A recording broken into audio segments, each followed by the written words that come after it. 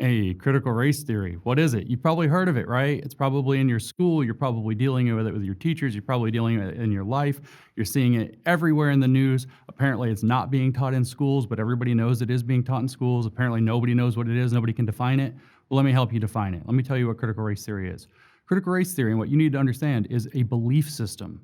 It is a belief system that is based on the idea or the belief that white people created and maintained systemic racism as the foundational organizing principle of society. That's it. They say you can't define critical race theory. It's very easy. It is the belief that racism is the foundational organizing principle of society. It was created by white people, maintained by white people for their own benefit. That's it. In other words, it racially scapegoats whiteness. It feels like it's anti-white, but that's the least interesting thing about it. It's actually that it holds up whiteness as a power structure that's going to be analyzed in a Marxist way so that we can tear apart that structure and replace it with a racial utopia that they call racial justice.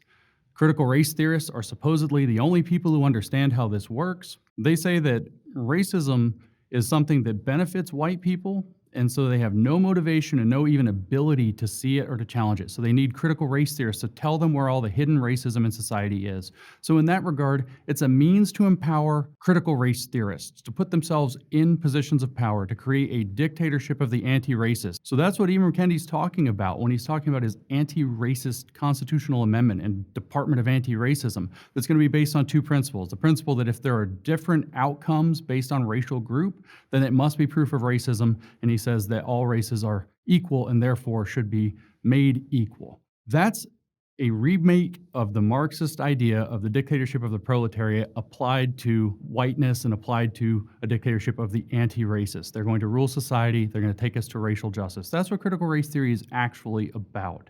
So if you understand critical race theory, then you can actually try to resist critical race theory. You can understand why you must resist critical race theory. You have to understand that these are manipulations of language, manipulations of your emotions, manipulations of your sense making to make you feel like you're too stupid to understand systems, to make you feel like you might have said something racist and hurt somebody's feelings, and therefore that you're wrong.